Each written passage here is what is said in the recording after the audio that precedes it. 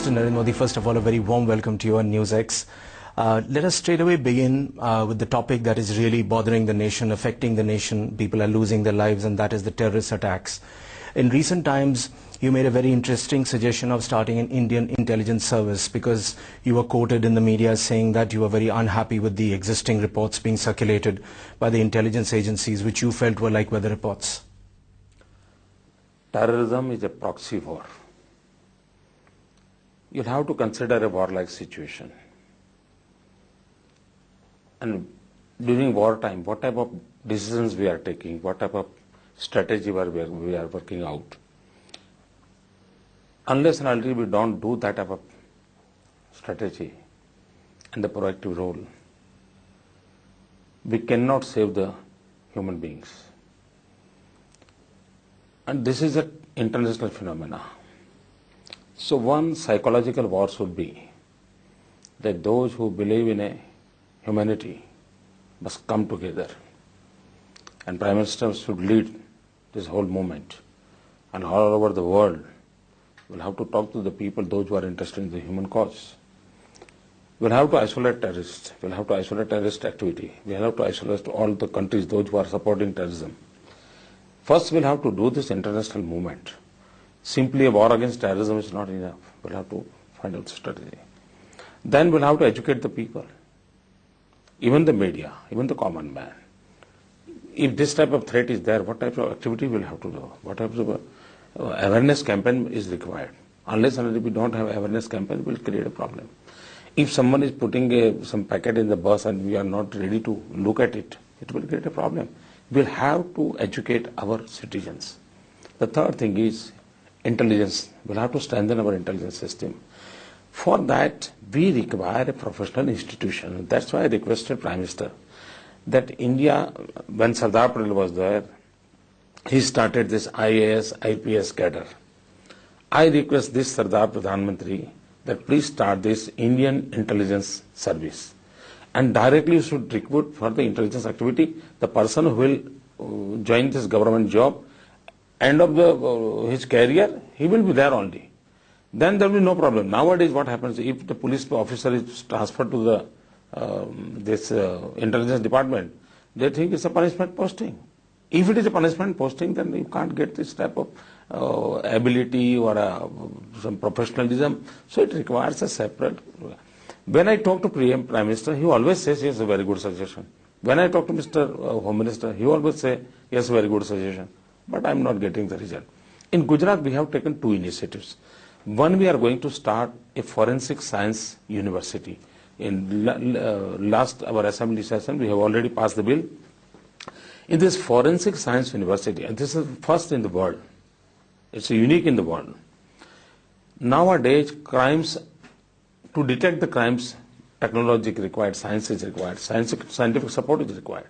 Unless and until we don't have a trained human force, we cannot handle this problem. Is this very typical to Gujarat? Is there any other model that you're following? Yet I am trying to find out, is there any forensic science university in the world, or even on the internet, even through the human being? Yet I did not get the information. So I'll have to start from beginning. Of course, we will find out a way about how to develop. But in this area, we'll give the post-graduation PhD degrees and the research scholar will be there. Unless until we don't have a human resource available for the forensic activity, we will not handle this type of problem. The second thing we are going to start is Raksha Shakti University. This Raksha Shakti University, like law university, there was a time when we used to do a graduate, then we are going for a law. Now, after 12th, you can do the law. I am going to start the university after 12th.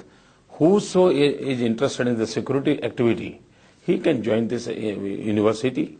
He can join Army, Air Force, CRP, BSF, even police. He can start his own detective agency. So that's Raksha Shakti University we are going to start.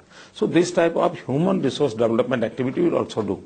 Unless and until we don't do this, and the main thing is political will. Unless and until you don't have a political will to curb this terrorism, you cannot do it. It's a surprise, our Home Minister say that they are our brothers. I'll quote you a very interesting example, Mr. Modi. I had occasion to personally interview the Home Minister just about a couple of months ago, and I discussed your proposal with him, the fact that you had floated the idea of a central intelligence agency. Per se, he said it's a very good idea. Per se, he said yes, it should be under consideration. Then he said that it is a state is a law and order subject, and he talked about bureaucracy and red tape. Do you think that the politics of it all crushes any good idea? I don't think politics is the political will is a problem. You see, the whole all over the world, 127 countries, they have the new law for this terrorism problem. And India is playing with this terrorism with the 19th century's law. We'll have to change our law, but they are not ready to change. In my assembly, we have passed thrice. Gujkok bill we have passed thrice. And we are requesting them to please do it. They are not giving any answer. It is in the bucket. So this type of people cannot take the decision. They are not serious about it. They are serious for their vote bank politics. Do you think that the existing laws available to the center are good enough and that they should be implemented in the right spirit, or that new laws are required? New laws are required. Even in the income tax department, you have changed the law. Then why not fight against terrorism? I don't understand. As an Indian, do you feel that the center is weak-kneed? Do you feel that they lack the will to push forward? Is it necessary that I should speak out? Anyone, you ask any man, any person individually, you will get the same reply. What is there in your heart? Is it necessary that I should certify? Okay, let us move towards the Muslim factor. Let us talk about the fact that in recent attacks, all of them are Muslims. It has been established. There is still a section of the population which still believes that some people have been framed, but they have been put under the scanner. There is talk of collateral damage. There is talk about ghettoization. What are your thoughts? I don't think when we are talking about the terrorism, we are mixing with this? What is there in Naxalism? Who are they? Are we talking about the caste for the Naxalism?